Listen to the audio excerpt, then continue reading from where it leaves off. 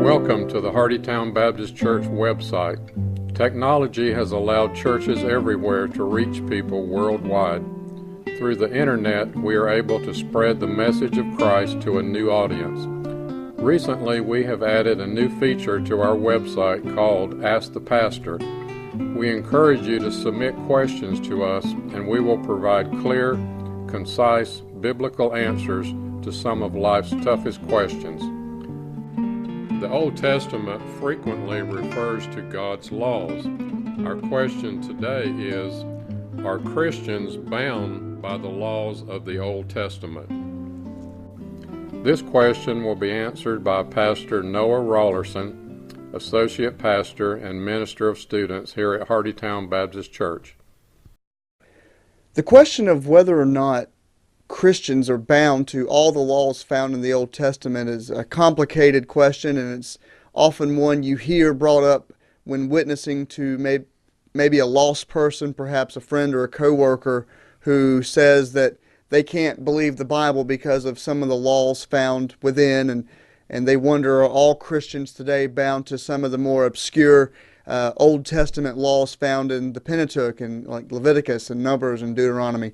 So as we answer that question, we need to keep in mind that there are three different laws in the Old Testament. And so we're going to take the time to look through those and distinguish which ones the Christians are and aren't bound to. The three groups of laws found in the Old Testament are as follows. There are civil laws, ceremonial laws, and the moral laws. And we'll unpack those right now. Ancient Israel was a theocracy, meaning that God himself was the commander-in-chief. America as a democracy were ruled by the people, but in ancient Israel's day, God was the CEO, commander-in-chief of ancient Israel, and he made all the rules. And so Israel's civil laws, they're laws that governed safety, money, crime, punishment, foreign policy, etc. All the laws that we would obey as citizens, the civil laws, were passed down by God and given to ancient Israel.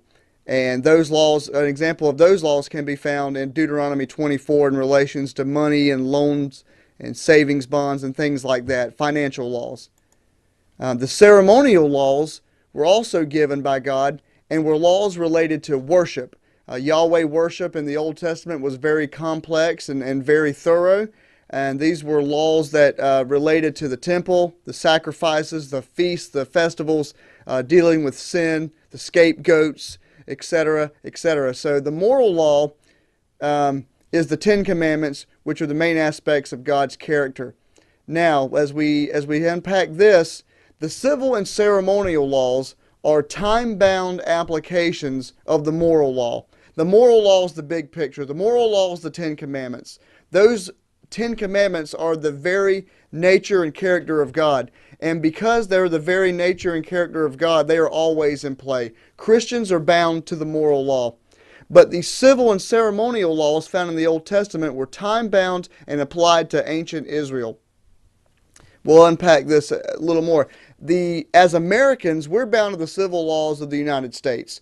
The civil laws, ancient Israel, no longer exists. Therefore, the civil laws of ancient Israel are not applicable to us at all. We're under a democracy, not a theocracy, so we are not bound to those civil laws found in the Old Testament. We are bound to the civil laws of the government of the United States.